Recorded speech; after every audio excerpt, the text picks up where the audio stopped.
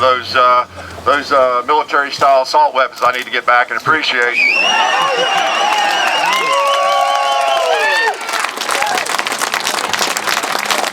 No, really, it's great.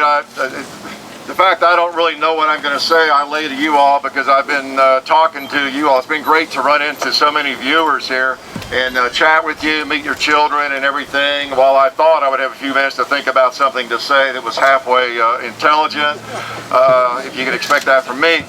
But I just want to say a couple of things, not sure what, but you know, it's an important meeting we're having here. It's a very important gathering. We are not typically very political in the YouTube channel that my son and I run, but we mainly do shooting videos and we just enjoy shooting thoroughly. However, as things have digressed in a lot of ways and evolved here the last few months, we can't help but speak out a little bit and get a little bit more involved than we have in a more overt way. And so we're happy to do that. It's a shame. There are a lot of good people, a lot of well-meaning people on both sides of this issue. I'm sure you know some of them in your own family you work with. And we're just in a society that is split in a lot of ways. We have so many folks who are raised in an urban environment in society. They don't grow up as I did, and maybe many of you were. Their dad, their mom handed them a .22 caliber rifle to shoot. They had land on which to shoot it, and it's unfortunate. And so guns are scary to them, and they have no reason to think there ought to be a lot of guns around because they're scary items, and maybe their friends feel the same way. And then of course that's the battle we fight, isn't it? Because if you've grown up like many of us, like myself, a firearm is like a loaf of bread. It's like a crescent wrench. It's just not a big deal, you know. So that's just so foreign to us to even imagine people thinking that way. The only people who don't enjoy shooting, I always say, are people who've never tried it, and that's the problem. Many of them have just not tried it. A lot of really sensitive, artistic, intelligent people that we find ourselves pitted against quite often. We watch them on television when we're not watching YouTube, right? We see them, we enjoy their work, and then we hear them interviewed and we realize, wow, that person's on a different planet than I am when it comes to firearms, and it saddens us a little bit and it perplexes us a little bit.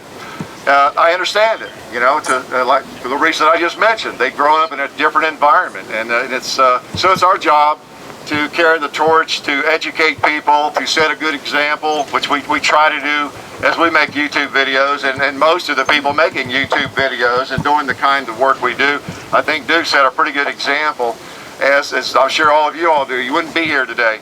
So we appreciate the work.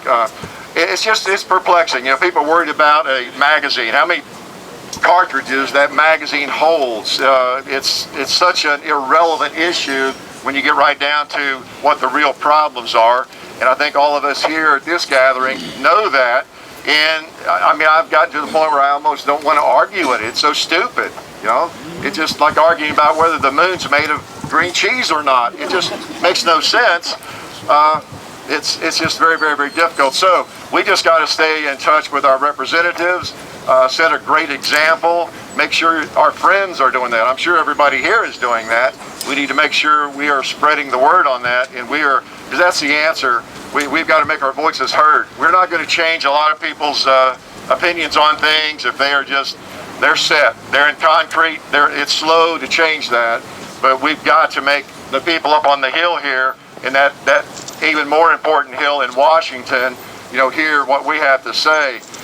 We just have to do that. The thing is that I don't understand why people can't see this so clearly. Talking about magazines, types of ammo, types of firearms, how crazy is that? The Second Amendment is totally irrelevant if all of us don't have some pretty effective, dangerous weapons.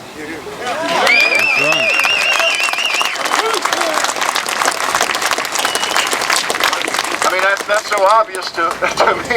You know, if we're carrying muskets around, single-shot muskets, we don't have a Second Amendment. You know, so that evil AR-15 has become a symbol of derision and all sorts of things, but it's a symbol of freedom to me. It really is. So anyway, y'all keep doing the good work, and I appreciate all of you. Thank you.